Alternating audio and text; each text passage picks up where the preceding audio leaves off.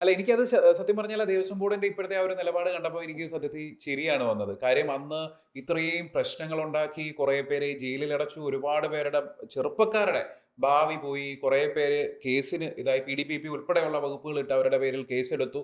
ഒരു ഒരു കേരളം ഒറ്റ ദിവസം സ്തംഭിക്കേണ്ട ഒരവസ്ഥയിലേക്ക് വന്നു. ശരിക്കും എന്തിനായിരുന്നു അത്?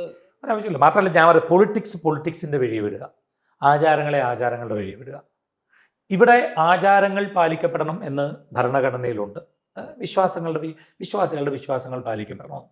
വരട്ടെ. നമ്മളിപ്പോൾ ധൃതി പിടിച്ച് സുപ്രീം കോടതിയിൽ ഒരു ഇത് വന്നു, അതിനെ നമ്മുടെ ഇന്ത്യൻ ഭരണഘടനയിൽ ഉള്ള ഓപ്ഷൻസ് ഉപയോഗിച്ചാണ് അപ്പീലിന് പോകുന്നത്. വരട്ടെ, ഫൈനൽ വെർഡിക്റ്റ് വരട്ടെ. ഒത്തിരി ഓപ്ഷൻസ് ഉണ്ടല്ലോ. അതെ അതെ. ധൃതി പിടിക്കണ്ട.